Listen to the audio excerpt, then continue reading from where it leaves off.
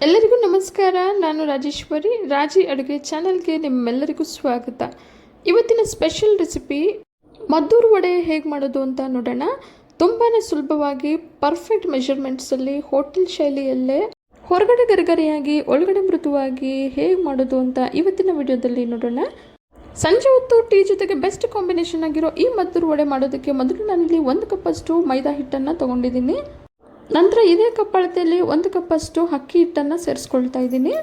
ಅರ್ಧ ಕಪ್ ಚಿರೋಟಿ ರವೆನ ಸೇರಿಸ್ಕೊಳ್ತಾ ಇದ್ದೀನಿ. 2 ಮೀಡಿಯಮ್ ಸೈಜ್ ಈರುಳ್ಳಿ, ಸ್ವಲ್ಪ ಕೊತ್ತಂಬರಿ, ಸ್ವಲ್ಪ ಕರಿಬೇವು, 5 ಹಸಿಮೆಣಸಿನ್ಕಾಯಿನ ಸಣ್ಣಗೆ ಹೆಚ್ಚಿ ಇಟ್ಕೊಂಡಿದ್ದೀನಿ. ಈಗ ಇಷ್ಟನ್ನು ಸೇರಿಸ್ಕೊಳ್ಳೋಣ. ಕೊತ್ತಂಬರಿ, ಕರಿಬೇವು, ಈರುಳ್ಳಿ, ಹಸಿಮೆಣಸಿನ್ಕಾಯಿನ ಸೇರಿಸಿದ ನಂತರ 1.5 ಇಂಚಷ್ಟು ಶುಂಠಿನ ಕ್ರಷ್ ಮಾಡಿ ಸೇರಿಸ್ಕೊಳ್ತಾ ಇದ್ದೀನಿ. ನಂತರ 1.5 ಟೇಬಲ್ ಸ್ಪೂನಷ್ಟು ಬಿಳಿ ಎಳ್ಳನ್ನು ಸೇರಿಸಿ ರುಚಿಗೆ ತಕ್ಕಷ್ಟು ಉಪ್ಪನ್ನು ಸೇರಿಸ್ಕೊಳ್ತಾ ಇದ್ದೀನಿ. 2 ಟೇಬಲ್ ಸ್ಪೂನಷ್ಟು ಬಿಸಿ ಎಣ್ಣೆನ ಸೇರಿಸಿ ಮೊದಲು ಸ್ಪೂನಲ್ಲೇ ಮಿಕ್ಸ್ ಮಾಡ್ಕೊಳ್ಳೋಣ. ಎಣ್ಣೆ ಸ್ವಲ್ಪ ತಣ್ಣಗಾದ ನಂತರ ಕೈಯಲ್ಲೇ ಚೆನ್ನಾಗಿ ಮಿಕ್ಸ್ ಮಾಡ್ಕೊಳ್ಳೋಣ.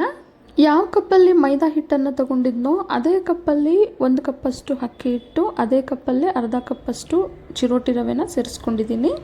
ಚೆನ್ನಾಗಿ ಕಲಸಿದ ನಂತರ 10 ನಿಮಿಷ ನೆನೆಯೋಕೆ ಇಟ್ಟಿದ್ದೆ. 10 ನಿಮಿಷದ ನಂತರ ಇದಕ್ಕೆ ಸ್ವಲ್ಪನೇ ನೀರನ್ನು ಸೇರಿಸ್ಕೊಳ್ತಾ ಗಟ್ಟಿಯಾಗಿ ಕಲಿಸ್ಕೊಳ್ಳೋಣ. ಈ ರೀತಿ ಗಟ್ಟಿಯಾಗಿ ಕಲಿಸ್ಕೊಳ್ಳೋದ್ರಿಂದ ವಡೆಗಳು ಎಣ್ಣೆನ ತುಂಬ ಹೀರ್ಕೊಳ್ಳೋದಿಲ್ಲ. ಹಿಟ್ಟು ಕಲಿಸ್ಬೇಕಾದ್ರೆ ಆದಷ್ಟು ಚೆನ್ನಾಗಿ ನಾದ್ಕೊಳ್ತಾ ಈ ರೀತಿ ಕಲಿಸ್ಕೊಳ್ಳಿ. ಹಿಟ್ಟನ್ನು ಚೆನ್ನಾಗಿ ಕಲಿಸಿದ ನಂತರ ದಪ್ಪ ನಿಂಬೆಹಣ್ಣು ಗಾತ್ರದಷ್ಟು ಹಿಟ್ಟನ್ನು ತಗೊಂಡು ಉಂಡೆಗಳಾಗಿ ಮಾಡಿ ಇಟ್ಕೊಳ್ಳೋಣ. ಈ ರೀತಿ ಒಂದೇ ಸೈಜಲ್ಲಿ ಉಂಡೆಗಳನ್ನ ಮಾಡಿ ಇಟ್ಕೊಳ್ಳೋದ್ರಿಂದ ಎಲ್ಲ ವಡೆಗಳನ್ನ ಒಂದೇ ಸೈಜಲ್ಲಿ ಮಾಡ್ಕೋಬಹುದು.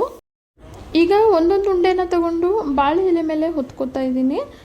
ಬಾಳೆ ಎಲೆ ಬದಲಿಗೆ ಬಟರ್ ಪೇಪರ್ ಅಥವಾ ಎಣ್ಣೆ ಕವರನ್ನು ಬಳಸಿ ಒತ್ಕೋಬಹುದು.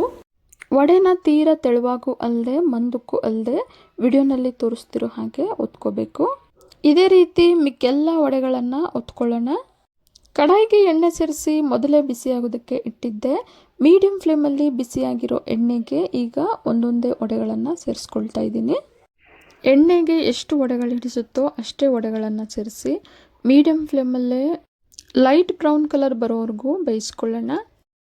ಎಣ್ಣೆಯಲ್ಲಿ ತೇಲ್ತಿರೋ ವಡೆಗಳು ಬಣ್ಣ ಬದಲಾಗಿ ಬಬಲ್ಸ್ ಎಲ್ಲ ಕಡಿಮೆ ಆಗಿ ಸ್ವಲ್ಪ ಈ ರೀತಿ ಮುಳುಗ್ತಿದೆ ಅಂತಂದರೆ ಪರ್ಫೆಕ್ಟಾಗಿ ಬೆಂದಿದೆ ಅಂತ ಅರ್ಥ.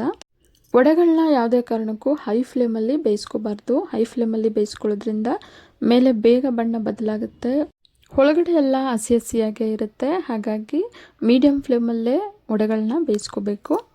ವಡೆಗಳನ್ನ ಎಣ್ಣೆಗೆ ಸೇರಿಸಿದ ತಕ್ಷಣ ತಿರುವಾಕಕ್ಕೆ ಹೋಗಬಾರ್ದು. ಎಣ್ಣೆಗೆ ಸೇರಿಸಿ 2 ನಿಮಿಷದ ನಂತರ ತಿರುವಾಕಿ ವಡೆಗಳನ್ನು ಬೇಯಿಸ್ಕೋಬೇಕು. ಹೊರಗಡೆ ಗರ್ಗರಿಯಾಗಿ ಒಳಗಡೆ ಮೃದುವಾದ ತುಂಬಾ ರುಚಿಯಾಗಿರೋ ಮದ್ದೂರು ವಡೆ ಈಗ ಸರ್ವ್ ಮಾಡೋದಕ್ಕೆ ರೆಡಿಯಾಗಿದೆ. ಸಂಜೆ ಹೊತ್ತು ಸ್ನ್ಯಾಕ್ಸ್ ಆಗಿ ಟೀ ಜೊತೆಗೆ ಬೆಸ್ಟ್ ಕಾಂಬಿನೇಷನ್ ಆಗಿ ಈ ಮದ್ದೂರು ವಡೆನ ಮಾಡ್ಕೋಬಹುದು. ಇವತ್ತಿನ ಸ್ಪೆಷಲ್ ಮದ್ದೂರು ವಡೆ ನಿಮಗೆಲ್ಲ ಇಷ್ಟ ಆಗಿದೆ ಅಂದ್ಕೊಂಡಿದ್ದೀನಿ. ಇಷ್ಟ ಆಗಿದ್ದರೆ ಈಗಲೇ ಒಂದು ಲೈಕ್ ಮಾಡಿ, ಹಾಗೆ ನಿಮ್ಮ ಫ್ಯಾಮಿಲಿ ಆ್ಯಂಡ್ ಫ್ರೆಂಡ್ಸ್ ಜೊತೆ ಶೇರ್ ಮಾಡಿ. ಮತ್ತಷ್ಟು ಸುಲಭ ಹಾಗೂ ರುಚಿಯಾದ ರೆಸಿಪಿಗಳಿಗೋಸ್ಕರ ರಾಜಿ ಅಡುಗೆನ ಸಬ್ಸ್ಕ್ರೈಬ್ ಆಗೋದನ್ನು ಮರಿಬೇಡಿ. ಮತ್ತೊಂದು ರುಚಿಯಾದ ರೆಸಿಪಿಯೊಂದಿಗೆ ಮುಂದಿನ ವಿಡಿಯೋದಲ್ಲಿ ಸಿಗೋಣ. ಧನ್ಯವಾದಗಳು.